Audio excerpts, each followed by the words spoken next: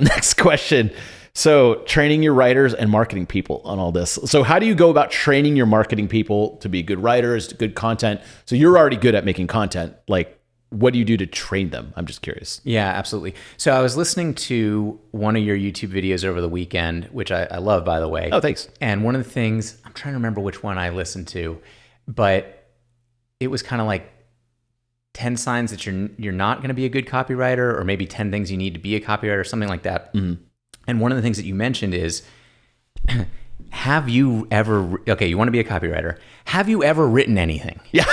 and so you expound upon that, and you're like, look, if you want to be a copywriter because somebody on, an Instagram ad said that you can make, 6 figures being a copywriter, but you just don't write things and you don't enjoy writing things, like it's not for you.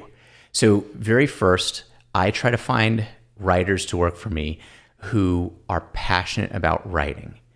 And that could be like they have a blog, even if the blog is not well trafficked or something like that, but they have to basically do writing for fun or somehow enjoy the process.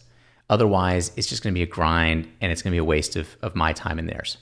So my most recent copywriter who's working with me, who's awesome, shout out Katie. Hey, holla. What's up, Katie? Yeah. So Katie is a journalism school grad, and I freaking love journalism school grads. So I have actually a film degree, which is humorous to me, but I started out, yeah, I don't use it at all. And I'm terrible at YouTube. So like I should be good at YouTube, right? But I have a film degree, but I started out college in J school, and in journalism school, they make you write. Like you freaking write so many words to get out of J school.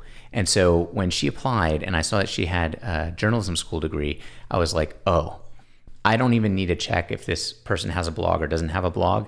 They are just steeped in producing words. So that's where we try to start. Try to start with somebody who's already a writer, hopefully enjoys it, has a blog. I mean, even like look at their Instagram posts. Are they just posting like one picture of them looking amazing and then it's like blessed in the caption? Or are they the person that's writing a caption that is at risk of running out of the characters in the Instagram? So I start there, somebody who likes to write. The next thing that I do is say, can you get someone to do something based on your writing? Because I can help teach you to have better CTAs and, to write in the Fringe style, which we call Fringelish around the office. There you go. So good. That's so good. But can you make somebody do something through your writing? And then if the answer is yes, then we can kind of move on from there. And then what I actually do now is I enroll them in Copywriting Course. Oh, cool. Hey, free promo. There we go. Which is just absolutely amazing, amazing training. And I love it. And we'll just review it for them. Yeah, there you go. We just review the page or the email for you. I love it. Yeah. Then what I do is I buy them the boron letters first. And the reason that I buy them the boron letters first is because it's really a short book. I can't remember how many pages it is. 100? 26 chapters, each chapter like 2 pages, 3 pages. Yeah. So it's a really short book. And it's really great. And so I start getting them to read the boron letters, and I start getting them to take the course, and then I start talking to them about how to write for Fringe, when to educate, and when to do that sales pitch. And ultimately, we got to make revenue to keep the lights on, keep them employed, stuff like that. But making them understand that. Oh, actually, I was talking with I was talking with Katie yesterday, and I was saying, okay, the email list is like a fishing hole. And you can pull so many fish out of that fishing hole and maybe keep going back to that for the rest of your life if you don't overfish the hole. But if you overfish the hole, you might pull out a ton of fish on one day, and you might even pull out a ton of fish the next week. But then pretty soon that hole is going to be overfished and you're not going to pull anything else out anymore. And so what we want to do to not overfish the hole is to provide value through education, through humor, through something. And that, attracts more fish, like the fish tell their friends when they come to the hole. And then you can keep pulling a few fish out here and there. Damn, that's a great analogy. Can you mark that, please? Yeah, that's trademark. That's mine. Don't take it. Fishing hole, TM. Yeah, I've never heard it described like that. That is a great analogy. Huh. By the way, one of my favorite things of good storytellers, like good analogies.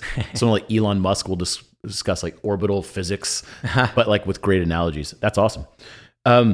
So you hire other people to do the content marketing. You have a film school degree, yet aren't on YouTube. Do you think, okay, but so I kind of like this to some degree. You should probably do YouTube, but like anything, it's not like you're just going to put up videos and like all of a sudden make a ton. It's like a long-term game. I mean, this isn't like maybe the early days of TikTok or YouTube, you get on these platforms and you get really popular just by the fact that you're very early. But on YouTube, the jig's out. Like everyone knows. Like major networks are on YouTube. So I kind of like that you're not just jumping on the bandwagon, but at the same time, like that's a tough call. Like, do you do it? Do you not do it? Like, what's the upside? What's the downside? I don't know. How do you think of that? So we just don't do YouTube well. Eric Bandholz from Beard Brand had recommended to me one of his friends who does YouTube well. And so I actually hired him. And so we are slow rolling on YouTube, but we are putting out several videos a week, and we're kind of like getting there, and we see that our stats are climbing and stuff like that. Yeah. One of the things though is I don't get wildly excited about YouTube. I actually, when I told you that, I built my business on content and copy, I geek out on this stuff. I love it. Like talking with you just right now, talking with you like last week when we were talking about it, talking with Katie and like teaching her this stuff. I love it. YouTube, I do feel that it is or could be a great channel for us. I do feel that we should grow it.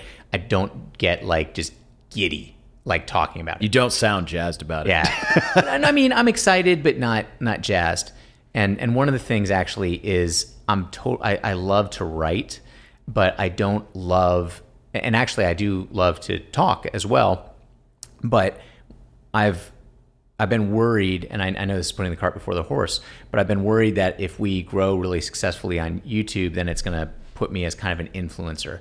And I'd mentioned before that I'm not really very much on Instagram. I'm not really very much on Facebook. I love interpersonal connecting with people, and I love connecting with people through writing, but I don't love feeling like an influencer. Huh. Okay. Fair enough. So counterpoint to this, one of our buddies, I don't think he cares if we mention his name, but I won't say it, but he has a big office around here. It's a dog company. He is barely on social media, doesn't do any influencing or anything, but their company has like the largest followings in like the dog space. And so he's very good at hiring others to do it, which is kind of interesting. So I think there is a world where you can have influence and videos and stuff and you not be the star of it. Interesting. I think it's possible. I've seen it happen. It's rare. Like we said, like generally the founder is good at whatever, but I have seen it very, very rarely in some people. So